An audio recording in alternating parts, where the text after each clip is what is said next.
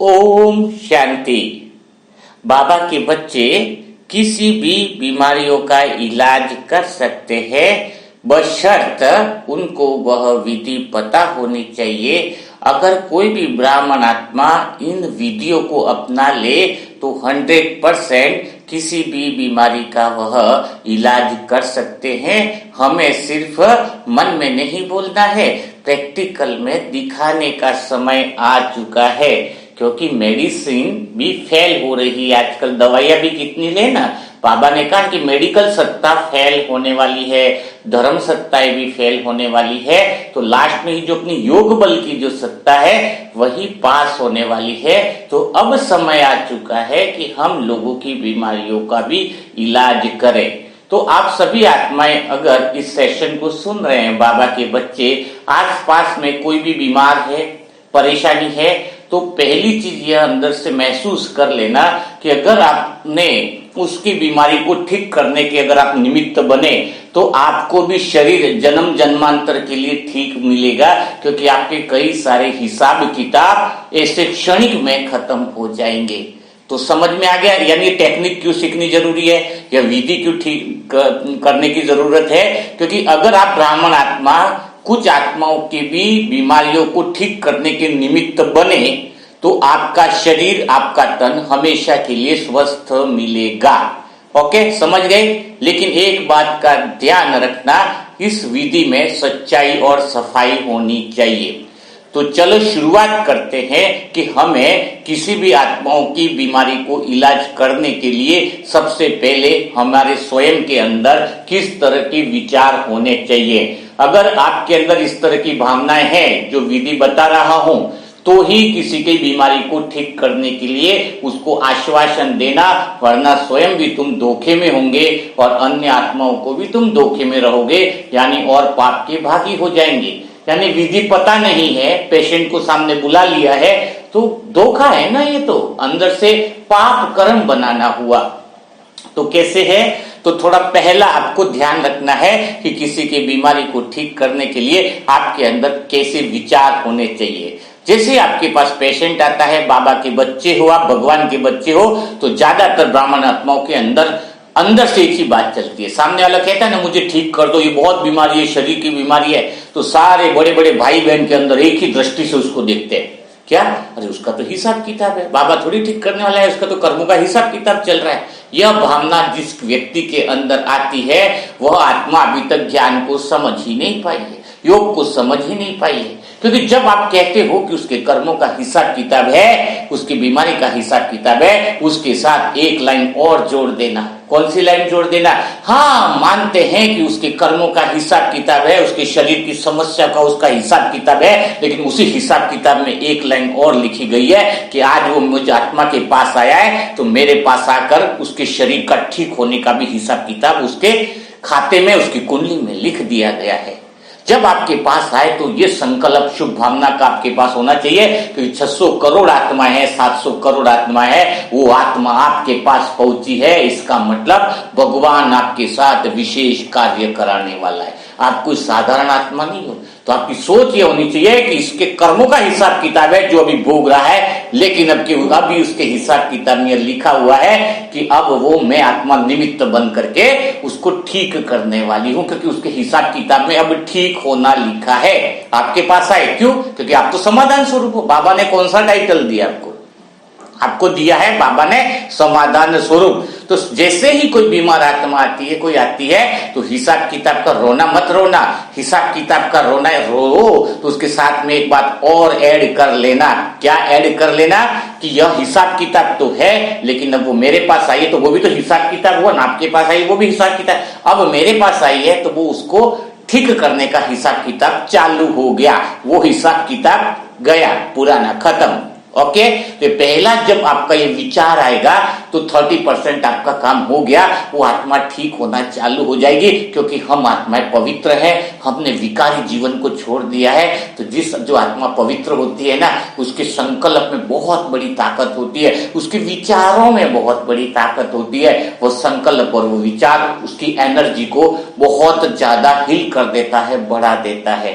क्योंकि आज देखो ना भाई, हम आत्माएं, मुझे आत्मा इतने साल से प्योरिटी का जीवन जी रहे, काम विकार से बहुत दूर है, पता ही नहीं कि काम विकार क्या होता है, तो अंदर शुद्धता है, हृदय में शुद्धता है, तो परमात्मा इस बोलों को सिद्ध करवाता है, पवित्र बोलों को सिद्ध कराता है। जब हमारी अंतर मन से आवाज जाती है कि आप आत्मा ठीक होने वाली, अंदर से जानी चाहिए आवाज, अंदर से फीलिंग आनी चाहिए। तो ये तो हो गई पहली चीज, पहला संकल्प आपको ये करना है। दूसरा आपको क्या करना है, एक बात हमेशा पक्की रखनी है कि अभी जो आत्मा, चाहे वो बीमारी लाइलाज हो, चाहे छोटी बीमारी हो, चाहे बड़ी बीमारी हो, आज का सेशन बहुत महत्वपूर्ण है अगर आप सुन लोगे तो अगर उसकी बीमारी लाइलाज है, उसकी बीमारी छोटी है या बड़ी है, आपको यह एहसास होना चाहिए कि शरीर प्रतिपल बदलता जा रहा है, शरीर प्रतिपल बदल रहा है, यानी उसकी बीमारी कैसे रह सकती है उसके अंदर, जिसके अंदर खून बदल रहा है, नब्ज बदल रही है, शरीर की हड्डियां बदल रही है, तो भला उसकी बीमारी कैसे रह सकती है, अंदर नहीं रह सकती है। तो उसकी बीमारी भी क्या हो जाएगी, बीमारी तो है नहीं, लेकिन उसके मन के अंदर जो ये बैठ गया है कि शरीर में बीमारी है, तो मुझे अपनी योग बल की शक्ति से उसके मन के वहम को खत्म करना है बाबा की सहायता से। यह अपना मेडिटेशन जो भी करेंगे, थोड़ा प्रैक्टिकली कराएंगे आज आपको, तो यह अपना उद्देश्य होना चाहिए। तीसरा, हमेशा ध्यान रखो कि हमारे अंदर परमात्मा ने पावर दी है। द्वापर युग में भी तो अपनी मूर्तियां लगी है ना, मूर्तियों के आगे कोई आत्मा आती थी, मैं दुखी हूं, परेशान हूं, तो क्या मूर्तियों में ये कहते थे क्या भाई तुम्हारा हिसाब किताब है, मंदिर में मत आओ, चले जाओ? कोई किसी देवता को कहते हुए सुना है क्या आपने, तेरा हिसाब किताब है, तू चला जाए यहां से? नहीं, वो तो वहां पर आकर के अपने शांति का अनुभव करता है, परेशानियों से मुक्ति का अनुभव करता है। यानी अगर कोई आत्मा बीमार है और आपके पास आई है, इसका अर्थ फिक्स है कि आप वही आत्मा हो संसार की जो इसकी बीमारी को ठीक कर सकते हो। 700 करोड़ आत्माओं में भगवान ने आपको चुना है और उस आत्मा ने आपको चुना है, यानी वो बीमारी अब रह ही नहीं सकती, क्योंकि अब प्रकृति के मालिक हो और शरीर के पांचों तत्व तो प्रकृति के, उसको तो अधीन है आपके, आप चाहो ना तो चुटकियों में उसकी बीमारी को ठीक कर सकते हो। Okay, clear? ये आत्मविश्वास आपके अंदर होना चाहिए, अंदर से वो विश्वास होना चाहिए, ठीक है? ये दूसरी बात आपको क्लियर होगी। तीसरी बात आपको क्या करनी है, जिसकी वजह से सामने वाले की आपकी बीमारी को आपको ठीक कर सकते हो। तो सामने वाले के अंदर क्या चल रहा है, कौन सी बीमारी है, उसके लिए सभी जो कार्मिक अकाउंट है उसकी अगर आपको नॉलेज नहीं है, तो आप किसी का भी बीमारी ठीक करने के निमित्त नहीं बन सकते हैं। फिर सामने वाले के साथ आप धोखा करोगे। धोखा कैसे करोगे? उसने बोल दिया कि आप थोड़ा आधा एक घंटा योग कर देना भाई जी, ये मेरी बीमारी ठीक हो जाए। अब अचानक पता चला 3 दिन बाद उसका बीमारी ठीक हो गया। अब आपने तो कुछ किया ही नहीं अंदर से, आप जानते हो कि आपने तो अंदर से कुछ किया ही नहीं है, और वो बोल रहा है कि आपने योग किया तो ठीक हो गया। तो ये आपके ऊपर बहुत बड़ा पाप है अगर इसका श्रेय आप ले रहे हो। इससे 2 चीजें हुई, एक तो भगवान से आपका विश्वास जुड़ने का एक मौका परमात्मा ने दिया था, क्योंकि आप उसको अगर शुद्ध रीति से उसको वाइब्रेशन देते और ठीक हो जाता, तो आपका भगवान के साथ कनेक्शन बहुत पावरफुल हो जाता है। अभी तो जो ठीक हुआ है वो सामने वाली आत्मा ने विश्वास किया आपको कि भगवान के साथ आपका कनेक्शन ठीक है, उसकी वजह से वो ठीक हो गया, उसने तो अपना काम कर दिया। लेकिन तुमने क्या किया? तुमने तो न तो योग किया, न कुछ किया ही नहीं है, बस बोल दिया था मुख से कि हाँ मैं कर लूंगा। तो यह बात तो बहुत बड़ी, सबसे बड़ी बात जो है, सबसे बड़ा दुनिया में पाप है, वो यही पाप है कि कभी भी अंदर बाहर सत्यता रखनी होगी तुम्हें। किसी ने अपने पे भरोसा किया है, किसी ने अपने पे विश्वास किया है, तो हमें उसको पूरी विधि से सिद्धि करके पूरा अपना 100% उस आत्मा के लिए लगा देना है जिस आत्मा ने आप पर भरोसा किया है। नहीं तो मना कर दो, कोई ना कहने में बड़ी बात नहीं जाती। रावण को क्या बोला गया? रावण ने जब भगवान को बोला कि सारी दुनिया में सभी लेडीजें जो हैं उठा लेते हैं, सभी किसी की पत्नी को छेड़ देते, किसी लड़की को छेड़ देते, तो मैंने ऐसा बड़ा क्या गुनाह कर दिया जो मुझे जन्म जन्म हर समय मुझे पाप भोगने पड़ते, हर समय मुझे जलाते, मैंने इतना बड़ा क्या कर दिया है? सभी करते हैं, ले आज किसी की पत्नी को लेके जाता तो उसको हमेशा के लिए तो नहीं जलाते है ना। तो परमात्मा ने क्या कहा कि संसार में जो घटनाएं घटित हो रही है ना, किसी की लड़की को छेड़ दिया, ये कर दिया, लेकिन उसमें और तेरे में फर्क है। तो रावण ने बोला क्या फर्क है? तेने सीता को जो चुना था, सीता को जो तू लेके गया था, वो तू साधु के वेश में गया था, साधु के वेश में तूने गलती करी, और तूने मेरा नाम खराब कर दिया। अगर तू साधारण रीति से जाता, कोई और वेश धारण करके तू जाता, तो तेरे को इतना पाप नहीं चढ़ता, जन्म जन्मांतर के लिए तुझे ऐसी परेशानियों को सामना नहीं करना पड़ता। पर तेरा पाप सबसे ऊंचा है। यानी आप बच्चों को, ब्राह्मण बच्चों को समझना होगा कि भगवान पे हम दूसरा रूप धारण नहीं कर सकते। भगवान के बच्चे हैं और भगवान के बच्चे बनकर हम किसी को गलत फहमी में रखते हैं कि तेरा ऐसा हो जाएगा, तेरा ये हो जाएगा, तेरा अंदर से कुछ कर ही नहीं रहे। तो सबसे बड़ा पाप भगवान इसी चीज को कहते हैं कि तुम साधु के वेश में हो। साधु यानी सत्संग के वेश में हो। सत्संग यानी क्या है? सत्संग यानी परमात्मा के संग में हो, तपस्या में हो, संसार के रंग से पार परमात्मा के रंग में रंगे हुए हो, और तुम कोई भी विक्रम कर ही नहीं सकते। और विक्रम किया तो तुम्हारा नहीं, भगवान का नाम खराब होता है। तो चौथी बात, तीसरी बात, ये कंसेप्ट आपको क्लियर हो जाना चाहिए कि आपको सच्चाई और सफाई के साथ, मन साफ है, हृदय तुम्हारा साफ है, तो उसकी बीमारी ठीक हो जाएगी।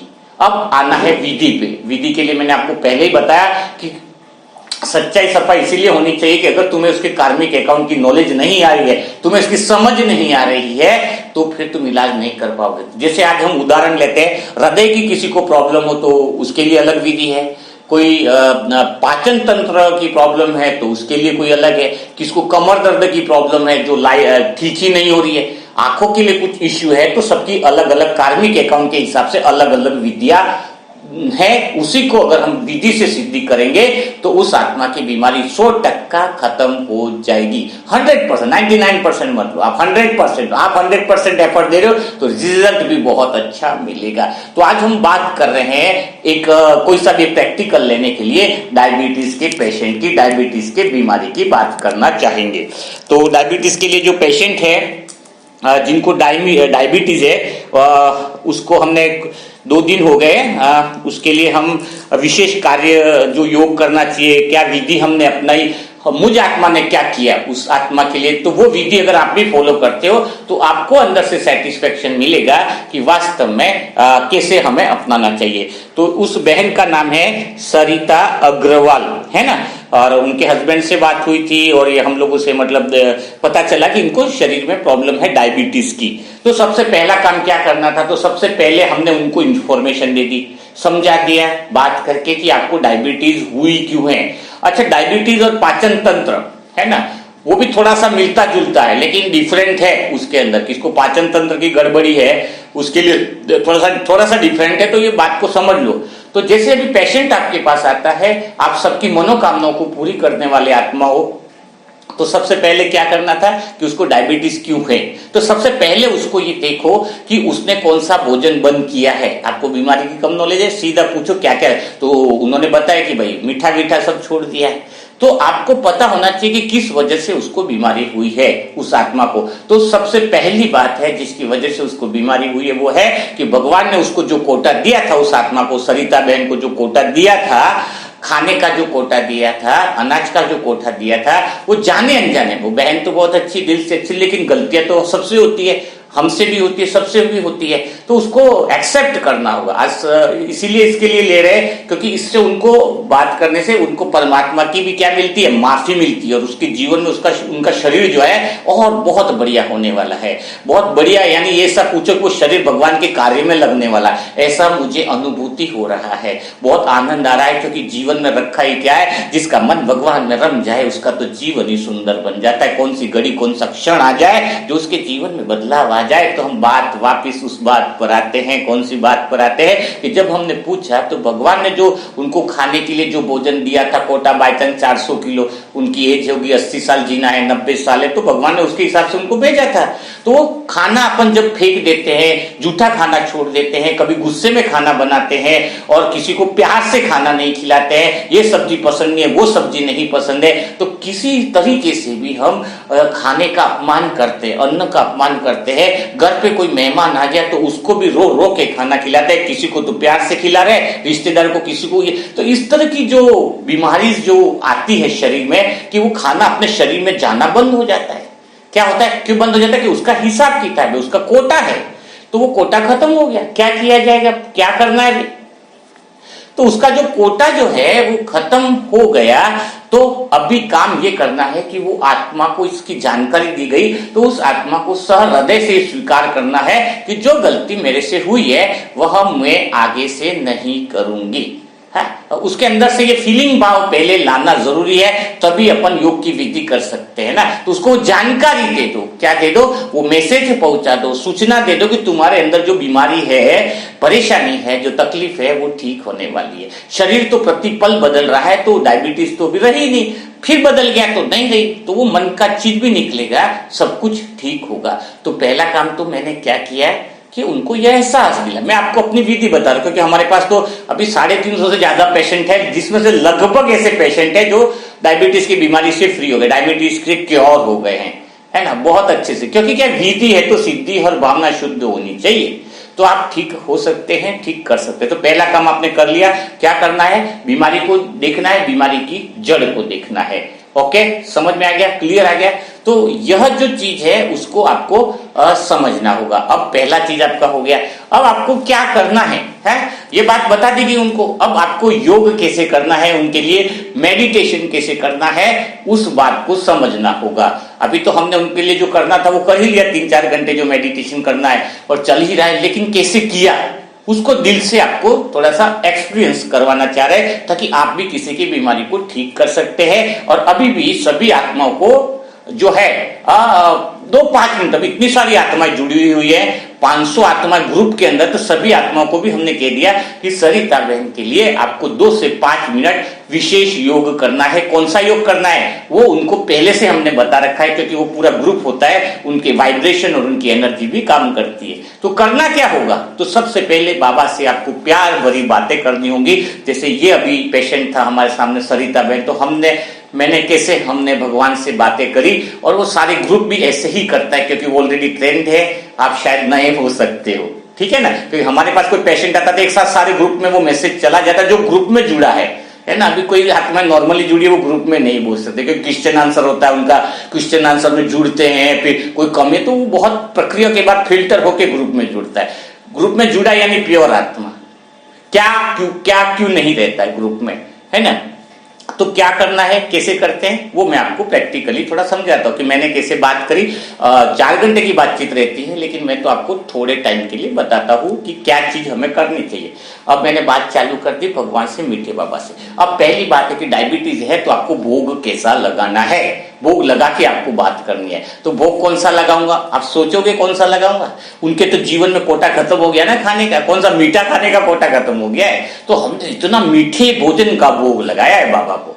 कौन सा नाम नहीं बता सकता भोजन का, क्योंकि ये भी बाबा और हमारी थोड़ी प्रायोरिटी थी, बट आपको संकेत दे रहा हूं कि आपको मीठा का ही भोग लगाना है। अच्छा, मीठे का क्यों लगाना है, इसका कारण है क्योंकि हमारी बात ही बाबा से कैसी होनी चाहिए। बाबा से बात ही तो यही होती है कि मीठे बाबा, प्यारे बाबा, आपको तो मीठे का भोग डेली लगा रहे हैं। कौन सी, सरिता बहन के निमित्त। तो अब उस सरिता बहन आपकी प्यारी बच्ची है, वो तो मीठा खा नहीं पा रही है, पर कोई बात नहीं, बाबा आप तो खाओ मीठा, कोई दिक्कत नहीं है ना। सरिता बहन नहीं खा पा रही है ना, बाबा आपकी प्यारी बच्ची है ना, वो मीठा नहीं खा पा रही है, और आप तो प्रेम के सागर हो, आप तो आनंद के सागर हो, आप भला माफी क्यों नहीं दे सकते हैं।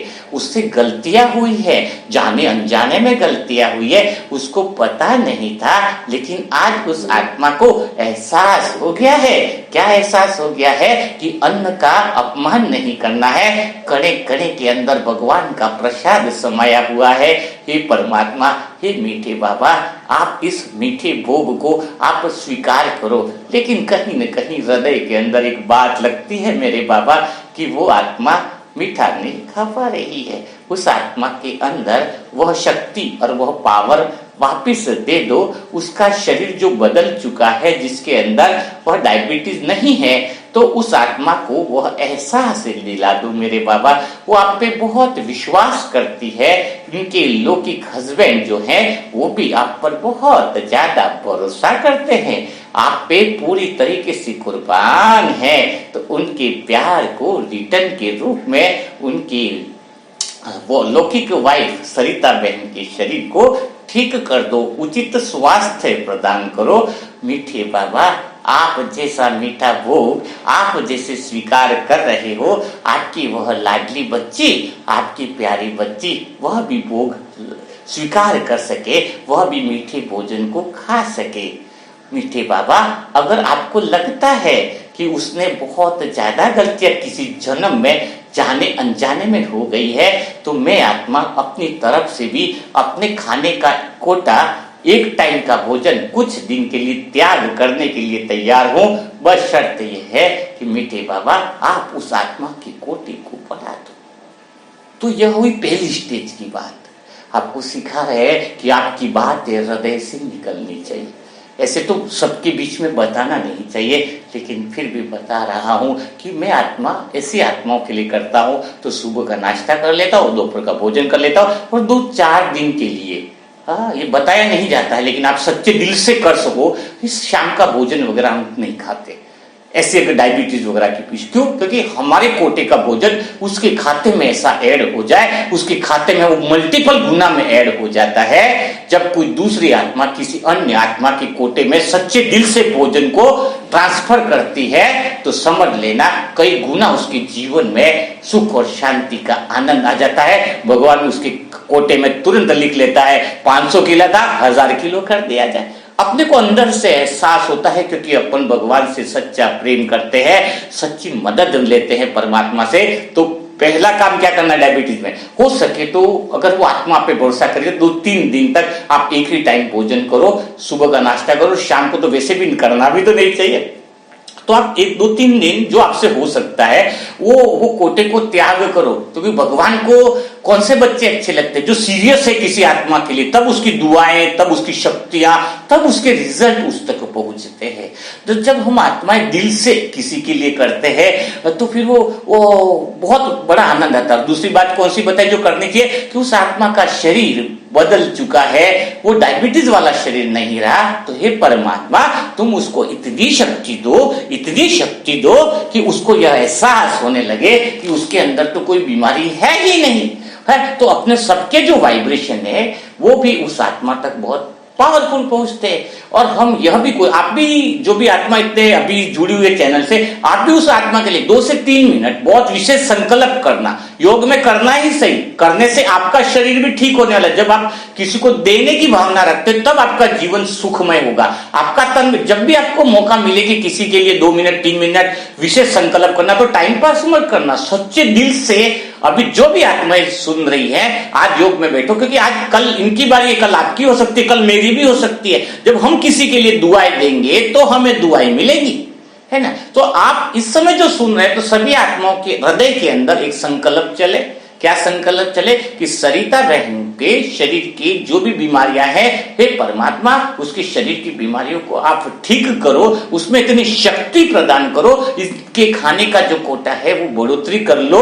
अब वो आत्मा भी रियलाइज करने लग गई है जो गलतियां उसको पिछले जन्म में और इस जन्म में भी अनाज के प्रति हुई है। तो कितना आनंद आएगा, है ना? अब जो आत्माएं करेंगी 2-4 मिनट संकल्प, जो करेगा सो पाएगा। किसी को फोर्स नहीं है कि करो, क्योंकि बिना सच्चे दिल से जो करता है उसका, हमने तो अपना आत्मा का उसके प्रति पाठ को निभा दिया। तो लेकिन अभी पाठ पूरा हुआ नहीं है, इलाज पूरा हुआ नहीं है। अभी क्या करना है, उस आत्मा ने, एक तो हुई भोजन की वजह से उस आत्मा को तकलीफ हुई है, और एक दूसरी वजह से डायबिटीज जो है वो होती है कि किसी जन्म का जो हिसाब किताब है, आसपास में जो हिसाब किताब है, उस हिसाब किताब की वजह से अगर वो आत्मा के निमित्त हम माफी मांग लेते हैं, क्या मांग लेते हैं कि उस आत्मा के जितने भी आसपास के कार्मिक अकाउंट है, अगर वो क्षमा याचना 3 दिन तक हम उसके लिए कर लेते हैं, तो उसके जीवन में जो हिसाब किताब की, जो कहते हैं ना कि वो क्या बोलते हैं अपने लौकिक में बोलते हैं, शनि की दशा बैठी कहते हैं ना, शनि की दशा जो बैठ जाती है, जिसमें लगातार वो शरीर की बीमारियां ठीक नहीं हो पाती है, तो क्षमा याचना करने से वो बीमारियां छुमंतर हो जाती है। तो क्षमा याचना कैसे करी, मुझे आत्मा ने वो भी आपको बता देता हूं। अब क्षमा याचना के लिए ए से जेड तक जो राजयोग का मेडिटेशन का सेकंड पार्ट है या पहला पार्ट है, पहला पार्ट होगा या शायद पहला ही है, वो राजयोग मेडिटेशन करने की सही विधि के पहले पार्ट में आप जाओगे तो ए से जेड तक सभी रिश्तेदारों के नाम आ जाते हैं। तो मैंने यहाँ पे पहले दिन तो 6 आत्माओं को उनके लिए लिया। तो कैसे लिया वो भी थोड़ा आपको मैं बता देना चाहूंगा कि कैसे लिया। तो जैसे ही हम उसको इमर्ज करेंगे सरिता बहन के आत्मा को परमात्मा के सामने कि और बाबा से बोलेंगे कि बाबा इस आत्मा ने ए का सिंबल लो। ए मीन्स क्या होता है? अंकल आंटी, है ना। बी यानी भाई, सी यानी कजिन। तो उस आत्मा के अंकल आंटी, क्योंकि इस जन्म में रहो चाहे पिछले जन्म में, तो आपको ए से शुरुआत करनी है कि उस आत्मा ने कि जो भी अंकल आंटी वगैरह है, उस आत्मा ने जाने अनजाने में अगर उनको दुख पहुंचाया हो तो हे मीठे बाबा उस आत्मा को क्षमा दान दो, क्षमा याचना करो। वो हृदय से उन सबको क्षमा करती है। फिर बी पर ले लो आप, बी मीन्स भाई, कि उस आत्मा ने अपने भाइयों का, लौकिक भाई, अलौकिक भाई, किसी का भी दिल दुखाया हो तो हे मीठे बाबा उसको माफ कर दो और उसको आगे बढ़ाओ, क्योंकि वो बहुत प्योर आत्मा है, बहुत शुद्ध आत्मा है, बहुत प्यारी आत्मा है।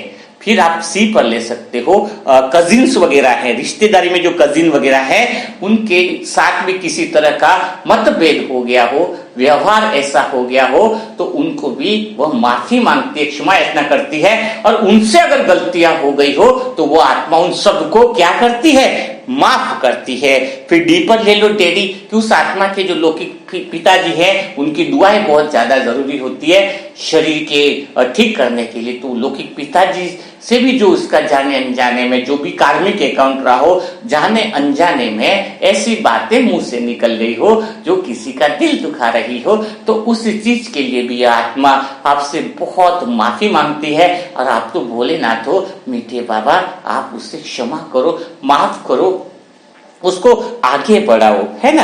और फिर एफ मीन्स फ्रेंड के साथ आप ऐसा कर सकते हो। जी यानी ग्रैंडफादर ग्रैंड मदर, यानी ग्रैंडफादर ग्रैंड मदर का मतलब जो इस समय है लेकिन शरीर अगर उनका छूट भी गया है तो भी आपको उनसे माफी मांगनी है। अपन पितृदोष में करते हैं ना, पितृपक्ष आता है तो उसमें उसको भोग लगाते, ये करते, उसको जो पसंद है, तो यहाँ पे वो कुछ फायदा नहीं होता है, वो उन तक नहीं पहुंचता है। लेकिन अगर अभी आप सच्चे दिल से, जो भी बुजुर्ग है चले गए उनके साथ आप सच्चे दिल से माफी मांगते हैं उस आत्मा के लिए, तो वो बहुत बड़ी माफी मिलने से वो ऐसे वाइब्रेशन आपके चारों तरफ शरीर में ऐसा ओहरा क्रिएट करते हैं जिससे उनका शरीर स्वस्थ होने लगता है। तो इस तरीके से एच मिस हस्बैंड हो गया, आई मिस स्वयं से प्यार, जे मिस जिया जी, तो ये ऐसे जेड तक आप उस वीडियो के अंदर देख सकते हो। और हमने किया क्या? तो हमने यही किया कि योग के अंदर पूरी क्षमा याचना, पहले तो ऐसे लगा के एच तक ही कराया पहले दिन, और फिर अभी अमृत वेला के अंदर 1-1.5 घंटा बैठ करके बाकी की क्षमा याचना उस आत्मा के लिए करी। तो कैसा होता है कि उस क्षमा याचना से उस आत्मा के अंदर आने वाले जो भी पार्सल है, आने वाली परेशानियां हैं, उससे वह निर्विघ्न होना चालू हो जाती है। और जो जाने अनजाने में गलतियां हुई हैं उससे भी वह मुक्त होना चालू हो जाती है। आपके अंदर से रियलाइजेशन होने लगता है कि वह आत्मा अब ठीक होने वाली है। उस आत्मा के साथ स्वयं परमात्मा साथ है। अब उस आत्मा ने भोजन का महत्व सीख लिया है। अब उस आत्मा के अंदर जो बीमारी थी वो स्वयं भगवान को शेयर कर दी है, तो भगवान डॉक्टर बन करके उस आत्मा का इलाज कर रहा है। अब वो आत्मा स्वस्थ रहने वाली है। उस आत्मा के सारे रिश्ते सबके साथ बहुत बढ़िया होने वाले हैं। वह आत्मा अब दिल से बहुत बड़ा परिवर्तन करने के निमित्त बनने वाली है। और वो आत्मा का हृदय पहले से इतना शुद्ध है, पहले से इतना प्योर है कि वो सबको वैसे ही प्यार करती है। जो गलतियां हो गई है वो हमसे भी हो सकती है, उससे भी हो सकती है, किसी से भी हो सकती है, वो जाने अनजाने में हुई है, तो भगवान उसे जरूर माफ करके उस चीज से आगे बढ़ाता है। जब आप सच्चे दिल से, यानी कोई रोगी आ रहा है, कोई पेशेंट आ रहा है, आप सोचो 2 मिनट तक संकल्प कर दिया वो ठीक हो गया, नहीं, ऐसा नहीं चल सकता। आपको सच्चे हृदय से करना होगा काम। सच्चे नहीं तो मना कर दो, कोई जल्दी नहीं है, जरूरी नहीं है। अभी बीच में आपको आश्चर्य होगा कि कई सारे केस अभी मुझे आत्मा के पास आते, मैं मना कर देता हूँ, क्योंकि कई लोगों के जो आते हैं, दिन में समय हमारा रहता है कि इतना समय हम पेशेंट के लिए करेंगे, ताकि अपना भी तो शरीर स्वस्थ रहता है ना। जब हम किसी के लिए इतनी चीज करते हैं तो आपको भी तो कितनी दुआएं ब्लेसिंग मिलती है। तो कहने का अर्थ यह है कि तभी आप लोग हैं पेशेंट, अभी उनके लिए भी देखो 2-3 बार और अच्छे से हम करेंगे। और प्लस वो जो आत्माएं कुछ ऐसे हैं जिनको भोजन नहीं मिलता जीवन में, तो उसके निमित्त हमने क्या किया, उनको बोला कि भाई चलो उनके लिए भी कर देते भोजन, मतलब खिलाने का प्रबंध। तो जिनको जरूरत है तो उसमें भगवान का भोग, मीठा प्रसाद करके उन आत्माओं को खिलाए। तो उस आत्मा को खिलाने से क्या होगा, मीठा भोजन सभी भोग है वो सबके अंदर गया है ना। किसी भूखे को भोजन कराना इंपॉर्टेंट नहीं है। डायबिटीज है तो उसमें विधि यही है कि मीठे का भोग लगा के मीठे को सबको खिलाना है। तो बाबा को बोलने का मजा था, देखो बाबा जो भोग आपको लगाया, जिसने भोग लगाया वो भोग सारे संसार में जा रहा है। आप भी खा रहे हो, सारा संसार खा रहा है, पर कितनी प्यारी बात है कि वो आत्मा नहीं खा पा रही है जिसके लिए जिसने भोग लगाया है। इतनी बाबा है ना, ध्यान रखना, भगवान को अगर आपको बांधना है तो प्रेम के बंधन में बांध सकते हो। प्रेम का बंधन ही है जिससे परमात्मा बनता है। और मेरे को तो एक ही चीज आती है भाई, मैं तो प्रेम में उसको सारे काम करवाता हूँ, सच्चे दिल के प्रेम से, सच्चे हृदय से शुभ काम करवाता हूँ। और बाबा को बार बार बोलता हूँ कि बाबा देखो, वो तो मीठा खा रहे हैं, सब खा रहे हैं, वो ही नहीं खा पा रही है। बाबा कैसी बात है, चलो जाने तो होगा। ऐसा बाबा से ऐसी प्यार भरी बातें खुल के भी नहीं कर पाता हूं आपसे। तो उस तरीके से जब आप काम करोगे तो आपको रिजल्ट मिलेगा। तो लास्ट में जाते हुए सेशन को समाप्त करने से पहले मोबाइल नंबर आपको एक बार फिर बता देता हूं, 7202921969 7202921969 यह व्हाट्सएप नंबर है। इस पे आप ओम शांति लिख करके कई सारे वीडियो का लाभ उठा सकते हो, क्वेश्चन आंसर पेपर होते हैं उनका लाभ उठा सकते हो, और ऐसी जो जानकारी है महत्वपूर्ण, जो परमात्मा सभी निमित्त आत्माओं के द्वारा आप तक पहुंच जाता है, उस महत्वपूर्ण जानकारियों को भी लाभ उठा सकते हो। आपको सेशन कैसा लगा वो आप कमेंट बॉक्स में लिख सकते हो। ओम शांति, ओम शांति।